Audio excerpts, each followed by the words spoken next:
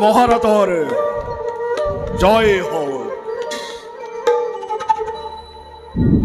কম তুমি দেবতানে মানব শত্রু নাই মিত্র ইয়া তোমার সত্য পরিচয়। রাজন, দেবতা কিংবা মানব একোৱেই নহয়। দাপৰৰ শেষতে কালৰ অনুগ্ৰহ ক্ৰমে আহিছো ময়েই যুগৰাজ কলি। তুমি তুমি যুগরাজ কলি, তার মানে তুমি দেবতা, তার মানে তুমি দেবতা। কোৱা কোৱা কি প্রয়োজন আছে মোৰ ওচৰত?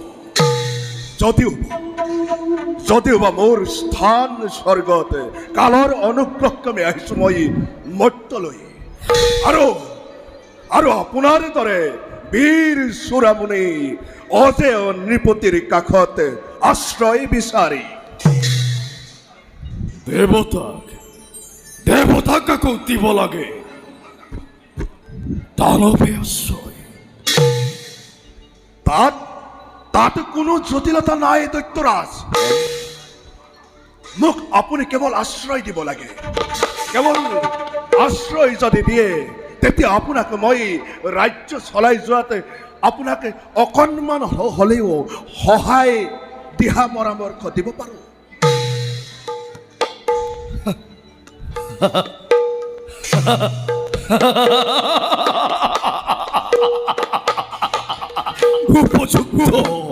উপযুক্ত বাক্য তুমি করিলা প্রকাশ। বেশ, আজিৰ পৰা মই তোমাক দিলো আশ্ৰয়। এই উজ্জয়িনী ৰাজ্য তুমি মুক্ত মনে বিচৰণ কৰিব পাৰিবা আৰু বাহ্য মানে মোক কৰিবা সহায়।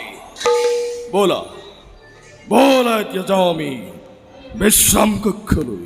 ভাল ভাল দৈত্যৰাজ।